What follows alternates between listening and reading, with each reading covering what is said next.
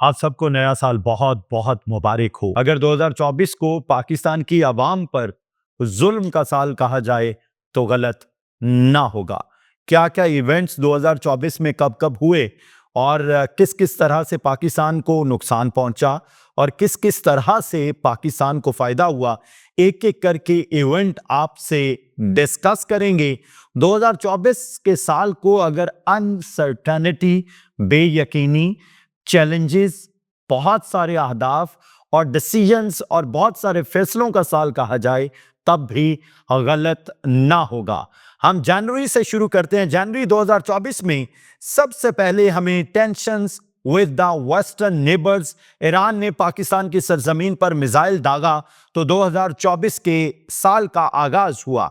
बहरहाल हमने बहुत अच्छा टैकल किया, हमने बड़ा डिप्लोमेटिकली टैकल किया। इंटरनेशनल ताकतें जिस तरह से इस 2024 के साल का एक बुरा आगाज चाहती थी, हमने बड़ा जबरदस्त पाकिस्तान के पॉलिटिकल लोगों को, पाकिस्तान के डिप्लोमेटिक लोगों को यह क्रेडिट जाता है कि साल का आगाज इतने बड़े क्राइसिस के बावजूद जबरदस्त हुआ। लेकिन जब फरवरी आता है, elections and after math was very hilarious. 8 फरवरी 2024 के इलेक्शन के बाद लड़ाई झगड़ों के अलावा हमें कुछ नजर नहीं आता। पाकिस्तान तहरीक इंसाफ ने यह क्लेम किया कि हमने इलेक्शन जीता है, बल्ले का निशान छीने जाने के बावजूद हमने बेहतरीन परफॉर्म किया है। लेकिन फिर जब नेशनल असेंबली में वोटिंग होती है प्राइम मिनिस्टर के लिए, तो शहबाज शरीफ 201 वोट लेते हैं और उनके जो मुखालिफ हैं उमर अयूब, वो लेते हैं 92 वोट्स। ये फरवरी 2024 की सबसे बड़ी डेवलपमेंट थी। उसके बाद फरवरी में ही बहुत बड़ी डेवलपमेंट होती है in a major judicial development of 2024। अदालती निजाम 2024 की सबसे बड़ी खबर थी। Supreme court on March 6 ruled that साबिक prime minister of Pakistan Zulfikar Ali Bhutto को सजा सही नहीं दी गई थी। यह एक बहुत बड़ी खबर थी। Supreme court on March 6 ruled that Zulfikar Ali Bhutto, the country's former prime minister, did not receive a fair trial before his execution 44 years ago। 44 साल पहले एक गलत फैसला किया गया था और गलत फांसी की सजा दी गई थी। उसके बाद जी सदर आसफ अली जरदारी 9 मार्च 2024 को इलेक्ट होते हैं as president of Pakistan second time. फिर 10 मार्च 2024 को उनसे चीफ जस्टिस काजी फैज ईसा हलफ लेते हैं। उसके बाद सेनेट के इलेक्शन आते हैं। यूसुफ रजा गिलानी साहब 2 अप्रैल 2024 को जब इलेक्शन होते हैं तो चेयरमैन ऑफ सेनेट इलेक्ट होते हैं। आफ्टर दैट पाकिस्तान तहरीक इंसाफ पर बहुत ज्यादा सख्तियां शुरू होती हैं और कहा जाता है कि पाकिस्तान तहरीक इंसाफ लीगल रिंग लिंग, उस पर जुल्म और तशद्दुद की जो एक दास्तान शुरू होती है वो यहां से शुरू होती है। बैट का निशान वापस लिया जाता है। 8 फरवरी 2024 के इलेक्शन पर इतना वावेला करने के बावजूद उन्हें बिल्कुल किसी तरह का कोई रिलीफ नहीं मिलता। पहले उन्होंने एतराज किया कि शहबाज शरीफ को प्राइम मिनिस्टर नहीं होना चाहिए, फिर एतराज किया सदर आसफ अली जरदारी को सदर नहीं होना चाहिए, फिर एतराज किया कि चेयरमैन सेनेट यूसुफ रजा गिलानी को सेनेटर नहीं होना चाहिए। फिर 10 साल, ये एग्जैक्ट क्या खबर है, Pakistan Tehreek Insaf leader Shah Mahmood Qureshi in the cipher case on January 30 और पाकिस्तान तहरीक इंसाफ के बानी चेयरमैन को वर sentenced to 10 year in prison just days before polls। इंतखाबात से थोड़े दिन पहले ये 2024 का एक बड़ा इवेंट था कि शाह महमूद कुरैशी और पाकिस्तान तहरीक इंसाफ के बानी चेयरमैन इमरान खान को 10 साल की सजा दी जाती है। अच्छा, उसके बाद ये एक बड़ा इवेंट होता है तोशाखाना के हवाले से, और उसके बाद एक बड़ा इवेंट होता है on 3 June 2024 Islamabad high court overturned the conviction of the former Prime Minister Imran Khan and PTI leader Shah Mahmood Qureshi in the Cypher case। ये एक पाकिस्तान तहरीक इंसाफ की बड़ी जीत थी। उसके बाद एक बहुत ही बड़ा फैसला आता है पाकिस्तान तहरीक इंसाफ के हक में ऑन 13 जुलाई 2024 को। कहा जाता है court in Islamabad overturn Imran Khan's conviction regarding his marriage to Bushra Bibi, ruling that the marriage was not invalid। ये बहुत बड़ा फैसला था पाकिस्तान तहरीक इंसाफ के लिए।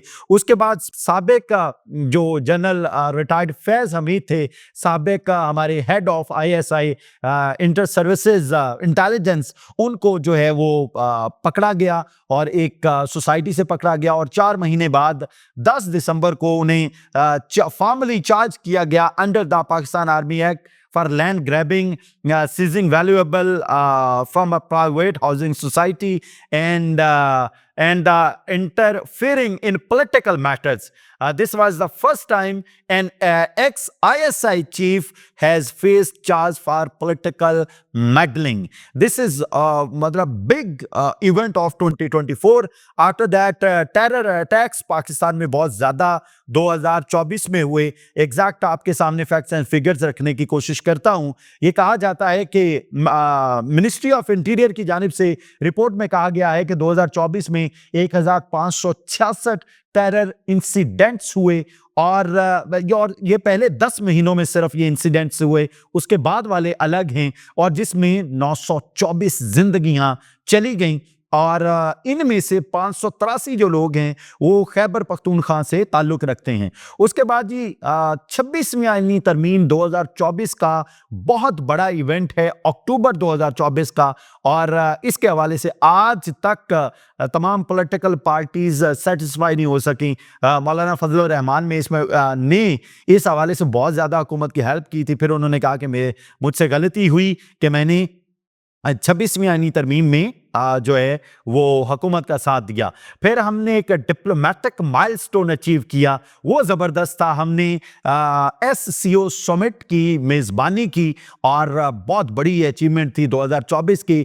Despite internal challenges, Pakistan also successfully hosted the 23rd Shanghai Cooperation Organization Summit in October 2024, was a big milestone for the Pakistan. उसके बाद हमने स्मॉग क्राइसिस से निपटा और बड़ा ज़बरदस्त, ये मैं क्रेडिट देना चाहूँगा मरियम नवाज़ को, क्रेडिट देना चाहूँगा शहबाज शरीफ को। इस हुकूमत का सबसे बड़ा कारनामा अगर ये कहा जाए तो स्मॉग क्राइसिस से जिस तरह निपटा गया was wonderful. After that Kurram का जो वाकया है ये बहुत बड़ा वाकया है। सबसे पहले 52 पैसेंजर्स को किल किया जाता है, उसके बाद 130 लोग अब तक उस वायलेंस की वजह से जिंदगी से हाथ धो बैठे हैं।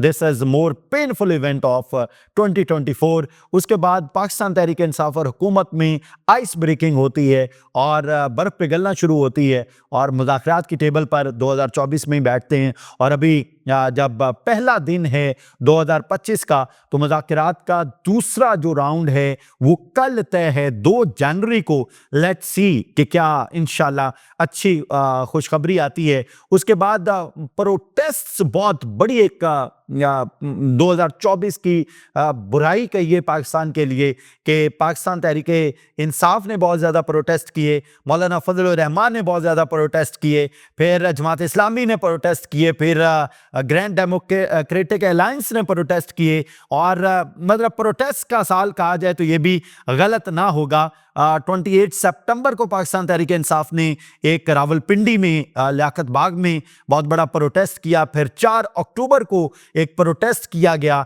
इस्लामाबाद में, फिर 15 अक्टूबर को प्रोटेस्ट किया गया। प्रोटेस्ट का एक लंबा सिलसिला अगर मैं कहूं तो वो जारी रहा, लेकिन इन तमाम एहतजाजों के नतीजे में पाकिस्तान तहरीक इंसाफ बेसिकली जो कुछ हासिल करना चाह रही थी वो हासिल नहीं हो सका।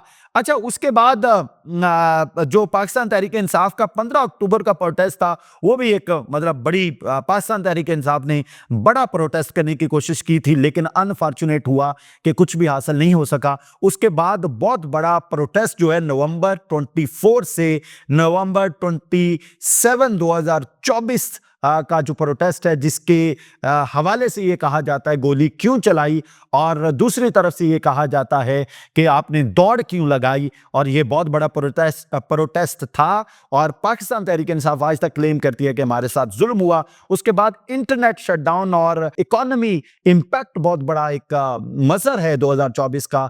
पाकिस्तान को इंटरनेट शटडाउन की वजह से 2.2 $2.1 मिलियन का नुकसान बर्दाश्त करना पड़ा 2024 में। अच्छा जी, उसके बाद बहुत बड़ा इवेंट इस वक्त जो पाकिस्तान में चल रहा है वो मुज़ाकरात का है, और मुज़ाकरात पाकिस्तान के हक में भी हैं, पाकिस्तान के अवाम के हक में भी है, पाकिस्तान तहरीक इंसाफ के हक में भी हैं और हुकूमत के हक में भी हैं। मेरी दुआ है 2024 में जितनी बुराइयां हमने देखी, जितने नेगेटिव्स पाकिस्तान में हमने देखे, 2025 का साल खुशहाली का साल हो, किसी तरह का कोई मिसहैप ना हो, किसी तरह की पाकिस्तान में पॉलिटिकल अनस्टेबिलिटी ना हो, अनसर्टेनिटी ना हो, और पाकिस्तान एक ज़बरदस्त अहदाफ हासिल करने की तरफ गामज़न हो, और पाकिस्तान का हर शहरी खुशहाल हो, लोगों की कुव्वत ख़रीद बढ़े और लोगों की इनकम बढ़े।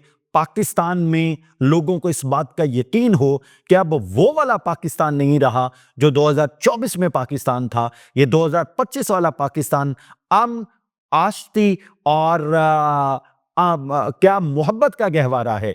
और 2024 के एंड और 2025 के आगाज़ में आप सब लोगों से गुजारिश करना चाहूँगा, आशियाने सजेंगे, मोहब्बत करो, और आशियाने सजेंगे, मोहब्बत करो, फूल हर सू खिलेंगे, मोहब्बत करो। तुम बुजुर्गों से जब भी मिलो दोस्तों, वो नसीहत करेंगे, मोहब्बत करो। और रात चुपके से उसके निशेमन पे हम अपने खून से लिखेंगे, मोहब्बत करो। मेरी दुआ है 2025 आपके लिए खुशहाली का साल हो, कामयाबियों का साल हो, और आप फतूहात नुमायां सर अंजाम दें। अल्लाह ताला आपको और आपके अहल खाना को अपने अमान में रखे। इजाज़त दीजिए, अल्लाह हाफ़िज़।